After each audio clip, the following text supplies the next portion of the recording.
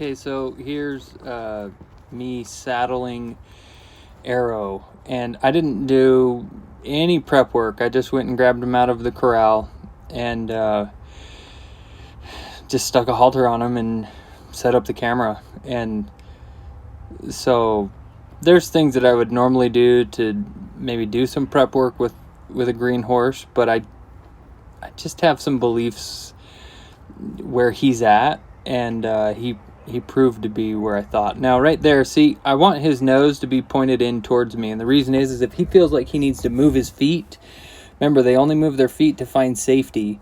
They don't do it to be defiant or anything like that. See how I'm controlling that rope where I'm not micromanaging it? He has slack, but if he takes the slack out of the rope to look forward or look to the right, he ends up bumping into the rope. If I bump the rope, he's like, hey dude, why are you doing that?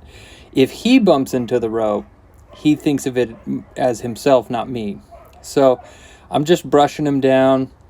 And when you're on the left side of the horse, you want to have your rope on your left side. When you're on the right side of the rope or the horse, you want to have your rope on your right shoulder.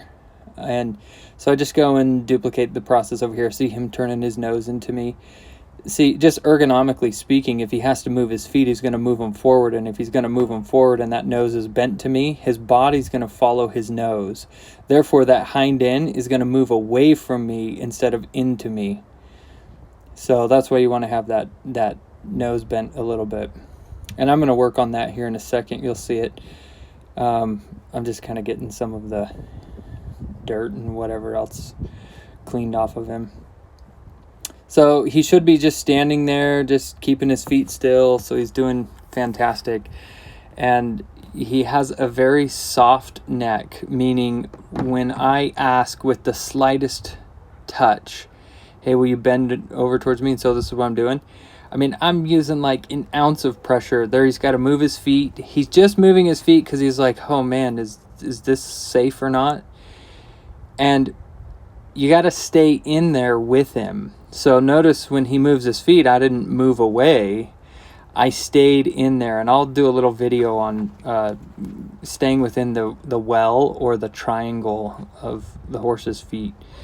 So now here, see, just I'm trying to use as just little as possible, and what I'm looking for is the resistance of him giving me, like turning his nose towards me, and he has zero resistance.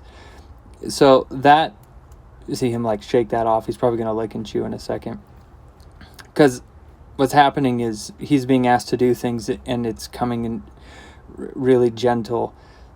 So he's following me, and then as soon as he like really comes in on his own choice, not just my follow, then I let it go. Right? So give me your nose, and then once you give it to me, here you can have it back. So he did really, really well. You always want to check to see how soft they are. And here I'm just kind of letting him sniff that and smell that. Now, the easiest way to get a saddle pad on is to put it on the most retarded way you could possibly put it on, right? So make the right thing easy. And then all of a sudden I discover up there, oh, you've got some questions about your ears, right? So kind of doesn't want it up there. But when he doesn't want it up there, that's not when you take it away. You take it away when they soften. See that head starting to come down? Right? And what I'm looking for is the little micro movement of that head softening, or maybe those eyes softening. And he must have had his eyes soften. So softening is a sign of self-regulation. Self-regulate under pressure and then release that pressure. So create stimulus. Don't move the stimulus away until they show the slightest little attempt at self-regulating. Then they'll self-regulate more and more under stimulus. So we want to teach them self-regulation under stimulus, or thinking under pressure. So here I'm just letting him rub his Fabrice. Same thing as like getting in the trailer. They want to rub their Fabrice on everything. And I'm fixing his hair because I screwed it up with the pad.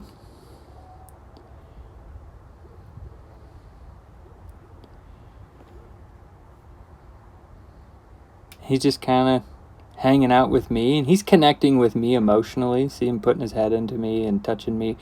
So I don't want to move on to the saddle. I would rather have a relationship than have a saddle on a horse.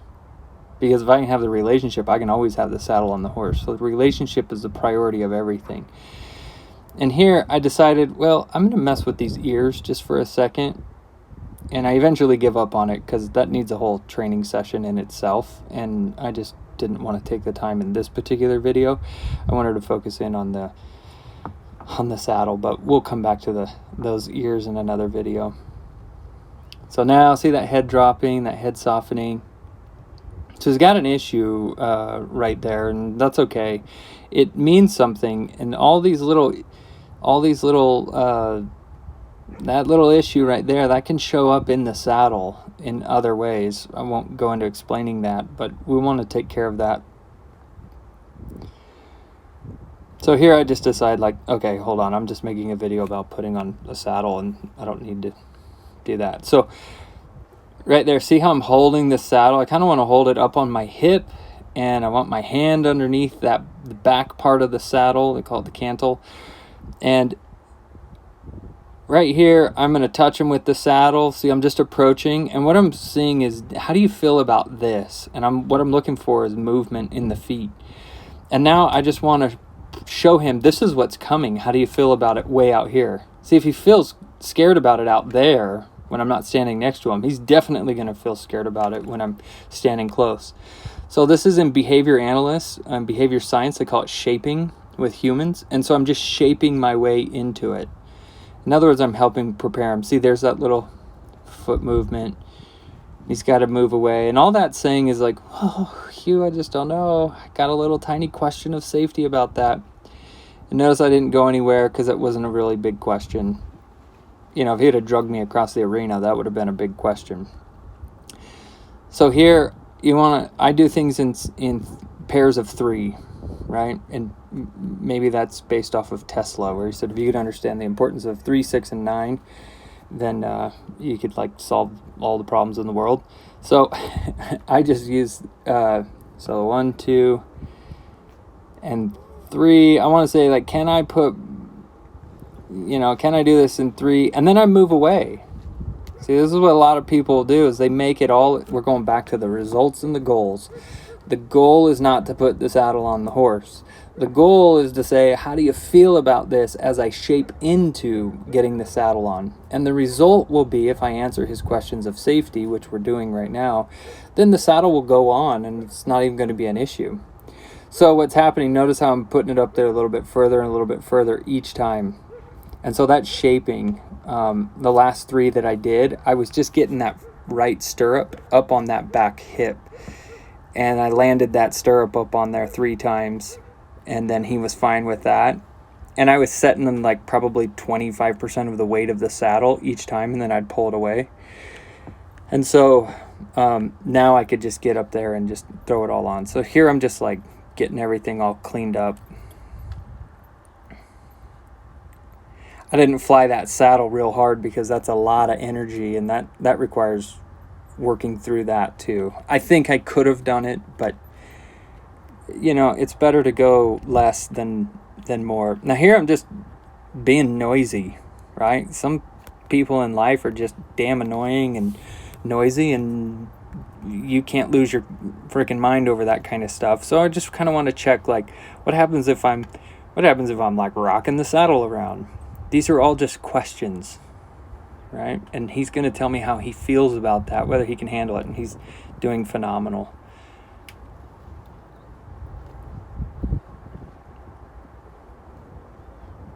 See, his nose is just kind of at that angle. That's the angle that you want whenever you're in there with the horse. Now notice I'm looking at him. I'm not looking at where that cinch is at. I know where that cinch is at. It's not going to move. It's not going to like magically appear on some other side of the saddle. It's always in the same spot. Don't look at the cinch. Look up at your horse. I'm looking for soft ears, soft eyes, low head, licking and chewing. It's awareness with my environment, and particularly hyper focused on him. Because if he's got a question somewhere, I want to be able to answer it and not miss it. That's where bucking and kicking, fighting, biting, it comes from multiple questions being skipped or gone unanswered, and then it starts to compound, and then it turns into kind of a disaster. So I want to pay more attention to him than the things that I'm doing, because I know what I'm doing. This is like second nature.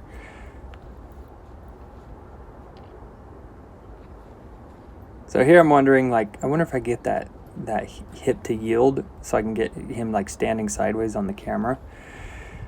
And that's just, I just was wondering if he would. He ended up not yielding the front hip, but he moved those front shoulder, or the back hips. He ended up moving the front shoulders. A little tail swish, that means something, but it's not a big deal. He's softly moving in. See that nose coming into me real nice. Then that back hip, see that back hip yields away from me because that nose is pointed in towards me. So here I'm just going to cinch things up. Now I'm testing things out here. So I've got my latigo, and see I'm pulling it and then I'm releasing it. And let's just say I pulled it 10 pounds and then I release it. And then the next time I might pull 20 pounds and then release it. And the next time I might pull 30 pounds.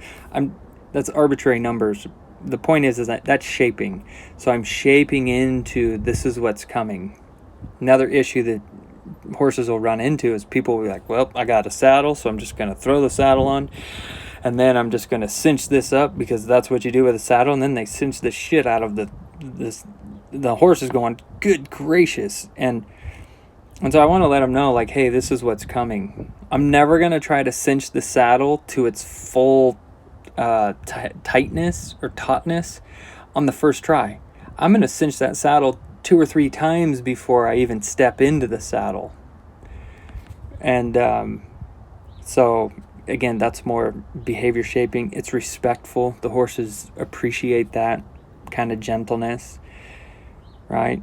Don't make it about what you're doing. Make it about answering the questions of safety, and that relationship will develop. So here he's just following me around real nice. Now, a couple things with saddles. Always put that front cinch on first, and then you can go the breast collar and then the rear cinch. Or you could go front cinch, rear cinch, breast collar. My way of doing it is the way that you're seeing it right now. And that's just if he has an explosion right now. Now his body language isn't telling me he's going to have an explosion. And I'm answering every little tiny question that's showing up that he may have. And he doesn't have very many. So we're not going to run into that. See that head coming down? I'm aware of that while I'm messing with that buckle. Rope management's just a good thing. I want to be working over that rope so my left elbow could, if he starts moving away or something, my left elbow can cinch down on that, or I can quickly grab it. There, I was just buckling up the breast collar to that front girth.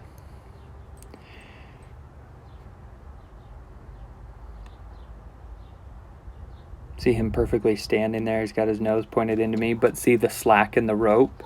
So I'm not micromanaging that. That's his choice to do that. It's beautiful. Now this tiny little step to the right, where he's stepping that back end around right there. He does that. That's a question of safety. So he's got a question right here on this back hip. And notice I didn't move until he fully relaxed and stopped. I go back to the ears. I need to leave these damn ears alone. I just need to do it on its own session, but it's like, you know how it is. You find something and you're like, oh, I got to fix it. And so, see, it's just a sign of lack of confidence. It's just this little hole in his wholeness. Now, he's got the saddle on. Now watch this. See all this licking and chewing? See that yawning? You cannot get better results than getting your horse to yawn. When your horse yawns, you have done everything excellent, like superb. The yawning is the development of new dendrites within the neural pathway. And so he's just yawning. So I'm going to squat down, just kind of get down lower. That just feels safer and it's more connecting. See, I'm not letting his nose wander around. I'm going to bring it back to him. He's yawning. It's like the third or fourth yawn. We want these new dendrites, and we can chat on the phone about dendrites and why they're so important. They're important for humans as well. Now, see him stepping into me. This is a way of him saying, holy crap, dude, thank you. I don't think anyone's ever saddled me like this, and this isn't so bad. Now he's like got his nose on me and like rubbing his top lip on me, and that was making me laugh. But that's all his choice. See how he's connecting in with me. Now, you want to go on a ride with a horse, get your horse to start connecting with you, right? It's now his choice. He's saying, hey, we should go on a ride. And that all just comes from saddling. So what you're experiencing when you're in the saddle is a result of what it was like putting on the saddle. So if you're cinching and missing questions and everything, by the time you get in the saddle, you'd have a horse that's all upregulated instead of self-regulated. So look at how low his head is. He was licking and chewing, yawning. And then I just decided that was a good spot to end this video. So hopefully that part helps.